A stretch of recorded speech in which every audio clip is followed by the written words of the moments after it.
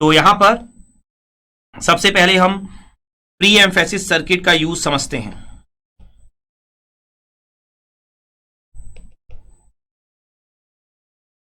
तो यहां पर अगर आप ध्यान से अब समझोगे तो प्री एम्फेसिस जो आपका सर्किट है उसका यूज क्या है। देखिए, प्री एम्फेसिस क्यों यूज करते हैं। मैंने आपको एक कैरेक्टरिस्टिक्स पढ़ाई थी रिसीवर की।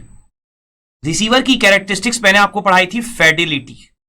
तो आप सोच रहे होंगे कि रिसीवर की कैरेक्टरिस्टिक्स का यहां क्या काम है, ये तो ट्रांसमीटर है।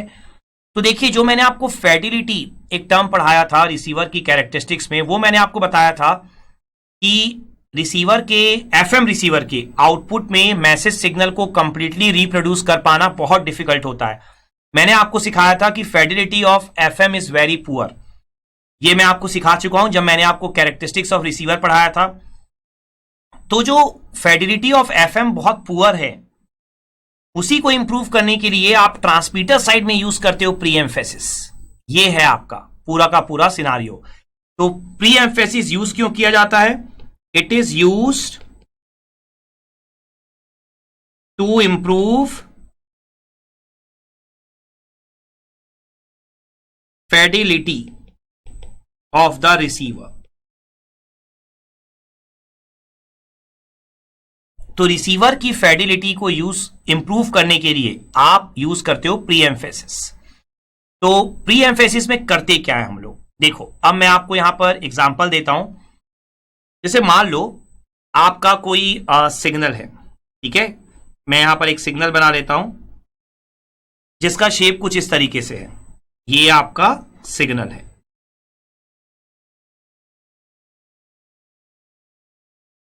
ठीक है, और ये मान लीजिए फ्रीक्वेंसी है। सेम मैं यहां पर एक बना लेता हूं नॉइस, उसका शेप मान लीजिए कुछ इस तरीके से है।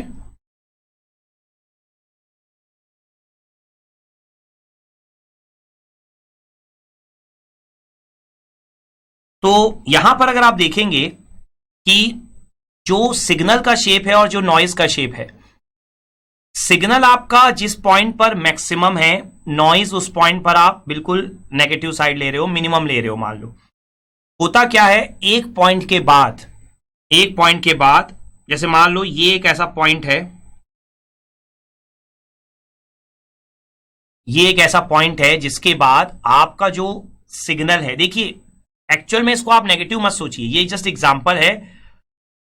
मींस एक पॉइंट के बाद जो आपका सिग्नल का एम्पलीट्यूड है वो नॉइज के एम्पलीट्यूड से बहुत कम हो जाता है, ठीक है। तो यहां पर मान लो वो क्रिटिकल पॉइंट जो है वो F1 है। तो F1 के बाद मान लो कि सिग्नल की फ्रीक्वेंसी लगातार डिक्रीज हुई और नॉइज की फ्रीक्वेंसी, तो F1 के बाद क्या हुआ, जो सिग्नल का जो एम्पलीट्यूड है वो लगातार डिक्रीज हुआ और नॉइज का जो एम्पलीट्यूड है वो लगातार क्या हो रहा है, इंक्रीज हो रहा है। तो मैं F1 वो क्रिटिकल पॉइंट लेकर चल रहा हूं जिस पर या जिसके बाद आप बोल सकते हो, तो एट F1, ठीक है, आप ये ले लो कि signal strength is approximately equal to noise strength and F greater than F1, noise strength is greater than signal strength. तो इसका मतलब क्या है आपका कि अगर F ग्रेटर देन F1 होगा, देखिए नॉइज कहां ऐड होगी, चैनल में, तो F ग्रेटर देन F1 होगा तो नॉइज का स्ट्रेंथ सिग्नल के स्ट्रेंथ से बड़ा होगा, जिससे कि रिसीवर के आउटपुट में सिग्नल को रिप्रोड्यूस कर पाना इंपॉसिबल होगा, ठीक है। सो आप क्या लिख सकते हो, it is very difficult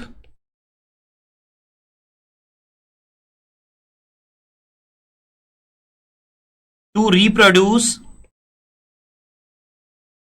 frequencies greater than F1 at the output of the receiver। तो ये आप समझ गए बहुत डिफिकल्ट होगा, क्योंकि जब चैनल में आपकी नॉइज ऐड हो जाएगी तो जब रिसीवर में जब आप डीमॉड्यूलेट करने जाओगे, जब रिसीवर में आप एनालिसिस करोगे और आपको पता है कि F ग्रेटर देन F1 पर अगर आपका फ्रीक्वेंसीज जो भी प्रेजेंट है उन पर अगर नॉइज का स्ट्रेंथ काफी ज्यादा है सिग्नल के स्ट्रेंथ से, तो बहुत डिफिकल्ट हो जाएगा आपके लिए F1 से जो बड़ी फ्रीक्वेंसीज है उनको रिकवर कर पाना आउटपुट ऑफ द रिसीवर में। तो होता क्या है, अगर आप ध्यान से देखोगे तो ये जो मैंने डायग्राम बनाया है ना वो काफी प्रैक्टिकल है। मतलब काफी हाई फ्रीक्वेंसी पर ही ऐसा होता है कि जहां पर सिग्नल की स्ट्रेंथ क्या हो जाती है, नॉइज की स्ट्रेंथ से कम हो जाती है। लो फ्रीक्वेंसीज पर जनरली सिग्नल की स्ट्रेंथ ही बड़ी रहती है। देखो आप लो फ्रीक्वेंसी में मैंने सिग्नल की स्ट्रेंथ को काफी हाई बनाया है, तो जैसे जैसे फ्रीक्वेंसी हाई होती चली जाएगी नॉइज का इफेक्ट बढ़ता चला जाता है। तो इसलिए बेसिकली आप करते क्या हो कि आपको पता है कि एफएम में आपको हायर फ्रीक्वेंसीज ही रिप्रोड्यूस करनी होती है मैसेज सिग्नल की भी आउटपुट ऑफ द रिसीवर में, क्योंकि मैंने आपको पढ़ाया था कि एफएम में फ्रीक्वेंसी मॉड्यूलेशन में जो मैसेज सिग्नल फ्रीक्वेंसी होती है वो एम्पलीट्यूड मॉड्यूलेशन के मैसेज सिग्नल फ्रीक्वेंसी के कंपैरिजन में बहुत ज्यादा होती है। तो इसलिए एफएम की फिडेलिटी जो होती है पुअर होती है। ठीक है, तो यहां पर हम करते क्या है, हम ट्रांसमीटर साइड में एक प्री एम्फेसिस लगाते हैं ब्लॉक। तो प्री एम्फेसिस लगाने से फायदा क्या होता है कि आपको पता है कि जो नॉइज है वो चैनल में ऐड होती है। आपको पता है कि हायर फ्रीक्वेंसीज पर सिग्नल का एम्पलीट्यूड थोड़ा कम हो जाता है और नॉइज का एम्पलीट्यूड सिग्नल के एम्पलीट्यूड से ज्यादा हो जाता है। ठीक है, तो आप क्या करते हो प्री एम्फेसिस सर्किट में, आप ये करते हो कि by using pre emphasis circuit we increase the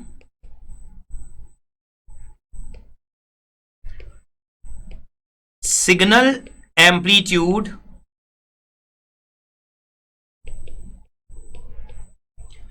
for frequency greater than F1। Means जिस फ्रीक्वेंसी के बाद नॉइज का इफेक्ट ज्यादा होगा उस सिग्नल के एम्पलीट्यूड को हम पहले ही इंक्रीज करके भेजते हैं ताकि जब चैनल में नॉइज ऐड हो तो उस सिग्नल पे कोई ज्यादा फर्क ना पड़े।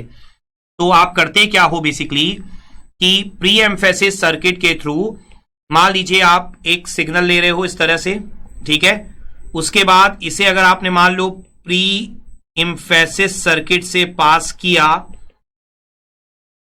ट्रांसमीटर साइड में, तो आपका आउटपुट साइड में क्या बनेगा, देखो आउटपुट साइड में आपका ये जो सिग्नल है, ठीक है, इसका जो एम्पलीट्यूड है वो आपका इंक्रीज हो जाएगा।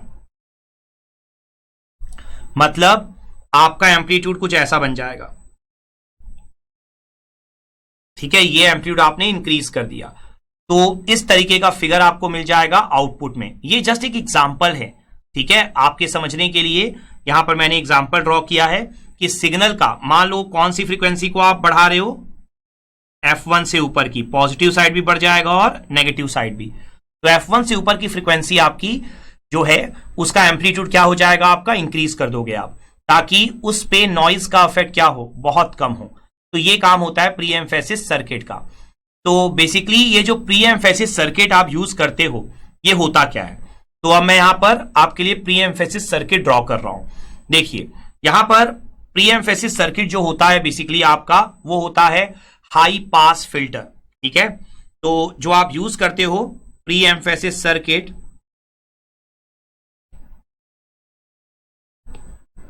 तो high pass filter is generally used as a pre emphasis circuit. ठीक है, तो ये फिल्टर वगैरह का एनालिसिस आप बहुत डिटेल में करोगे नेटवर्क थ्योरी में, एनालॉग इलेक्ट्रॉनिक्स में। अभी आपको सिर्फ माइंड में रखना है कि हाई पास फिल्टर जो है वो प्री एम्फेसिस सर्किट की तरह यूज होता है। और अगर मैं यहां पर कैरेक्टरिस्टिक्स ड्रॉ करूं प्री एम्फेसिस सर्किट की, तो कुछ इस तरह से आप कैरेक्टरिस्टिक्स ड्रॉ करते हो। देखो HF प्री एम्फेसिस सर्किट करता क्या है बेसिकली कि जो आपकी F1 से ग्रेटर फ्रीक्वेंसी है उनके लिए एम्पलीट्यूड इंक्रीज करता है। तो F1 तक तो कुछ नहीं करता, तो F1 तक इसका भी एम्पलीट्यूड 1 रहता है और F1 के आगे इसका एम्पलीट्यूड लगातार इंक्रीज होता है। तो जब भी HF को आप मल्टीप्लाई करते हो सिग्नल के फूरियर ट्रांसफॉर्म के साथ, तो होगा क्या, 0 से लेकर F1 तक तो HF1 है, तो सिग्नल के शेप में कोई चेंज नहीं आएगा। F1 के बाद जो HF है वो लगातार इंक्रीज हो रहा है, तो सिग्नल का एम्पलीट्यूड भी लगातार क्या होने लगेगा, इंक्रीज होने लगेगा। तो बेसिकली आपका टारगेट क्या होता है कि आप F1 से ऊपर की फ्रीक्वेंसी को क्या कर दो, इंक्रीज कर दो, ताकि जब चैनल में जाकर नॉइज का इफेक्ट आए तो सिग्नल की जो फ्रीक्वेंसी है जिन पर नॉइज का इफेक्ट ज्यादा आएगा उनकी स्ट्रेंथ आप पहले से इंक्रीज कर दो। ठीक है, तो प्री एम्फेसिस सर्किट आप ये भी बोल सकते हो, एक तो आपने बोला फिडेलिटी को इंप्रूव करता है, और फिडेलिटी को इनडायरेक्ट वे में बोलो तो आप ये भी बोल सकते हो कि it reduces the affect of noise.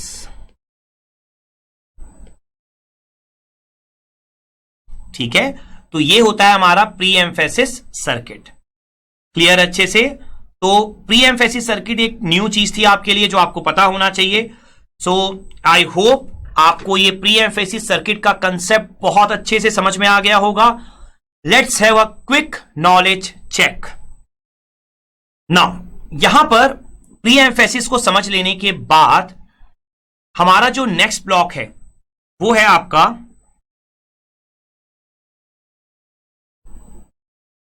Modulator का। तो मॉड्यूलेटर आपको बहुत अच्छे से पता है कि मॉड्यूलेटर में आप मॉड्यूलेशन परफॉर्म कर दोगे, पर यहां पर देखो आपने जो सिग्नल लिया है उसका स्ट्रेंथ आपने इंक्रीज कर दिया है ना F1 से ऊपर की फ्रीक्वेंसी का प्री एम्फेसिस सर्किट के थ्रू। तो अब उस बढ़ी हुई स्ट्रेंथ को आप मॉड्यूलेट करोगे। ठीक है ना, तो आप मॉड्यूलेशन जो परफॉर्म करोगे वो बढ़ी हुई सिग्नल स्ट्रेंथ के साथ करोगे, जो कि आपको चाहिए नहीं था, वो आपने नॉइज के इफेक्ट को कम करने के लिए किया है। तो आपको रिसीवर के साइड में इसका रिवर्स ऑपरेशन भी करना पड़ेगा, जो मैं आपको रिसीवर में समझाऊंगा अच्छे से। सेकंड जो है आपका जो एक्स्ट्रा ब्लॉक है वो है डी एम्फेसिस। तो डी एम्फेसिस क्या है आपका?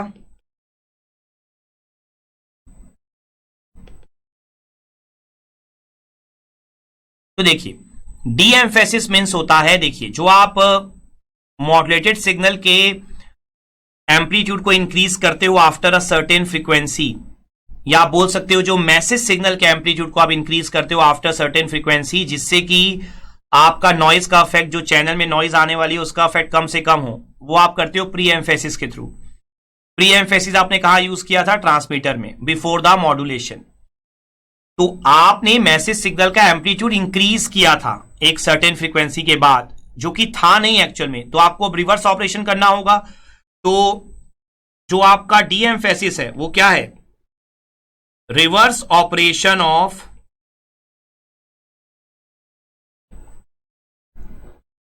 Pre emphasis. तो प्री एम्फेसिस का रिवर्स ऑपरेशन करके आप क्या करते हो? D emphasis. तो अगर आप ब्रैकेट भी लिखना चाहो या आप एक्स्ट्रा पॉइंट बना के लिख सकते हो, डी एम्फेसिस में आप क्या कर रहे हो? By using D emphasis circuit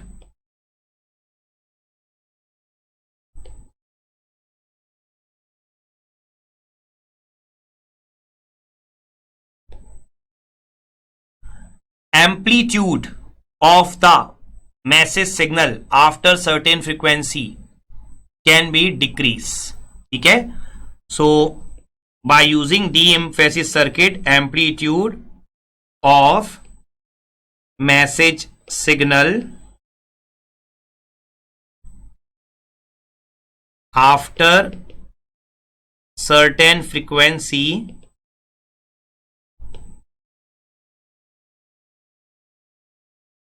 can be decreased. ठीक है, तो by using D emphasis circuit amplitude of message signal after certain frequency can be decrease. तो आप ये काम करते हो। ठीक है, और ये काम आपको कब करना है? ये काम तभी करना है जब आपने प्री एम्फेसिस यूज किया हो। अगर आप प्री एम्फेसिस यूज नहीं कर रहे हो तो आपको डी एम्फेसिस भी यूज नहीं करना। ठीक है, तो ये कंपलसरी नहीं है, अगर प्री एम्फेसिस यूज हो रहा है तभी डी एम्फेसिस यूज होगा। तो यहां पर अगर मैं इसकी कैरेक्टरिस्टिक्स ड्रॉ करूं तो इसकी कैरेक्टरिस्टिक्स आपकी कैसे ड्रॉ होगी? देखिए, जो प्री एम्फेसिस था आपका, उसकी कैरेक्टरिस्टिक्स आपने F1 के बाद इंक्रीजिंग ड्रॉ की थी। तो डी एम्फेसिस मान लीजिए वो सर्टेन फ्रीक्वेंसी फिर से F1 ही है, तो इसके बाद आपको डिक्रीजिंग ड्रॉ करनी होगी, और F1 तक तो कांस्टेंट, क्योंकि F1 तक आपने प्री एम्फेसिस में भी कुछ नहीं किया था, तो F1 तक आप डी एम्फेसिस में भी कुछ नहीं करोगे। F1 के बाद आप क्या करोगे? डिक्रीज। तो अगर मैं यहां पर प्री एम्फेसिस की कैरेक्टरिस्टिक्स को HPF नाम दूं और डी एम्फेसिस की कैरेक्टरिस्टिक्स को अगर HDF नाम दूं, तो आप इस तरीके से रिप्रेजेंट कर सकते हो कि HPF is equal to 1/HDF। ठीक है, means transfer characteristics of pre emphasis is equal to 1/ट्रांसफर कैरेक्टरिस्टिक्स ऑफ डी एम्फेसिस। ठीक है, तो इस तरीके से आप प्री एम्फेसिस और डी एम्फेसिस की कैरेक्टरिस्टिक्स का एनालिसिस कर सकते हो।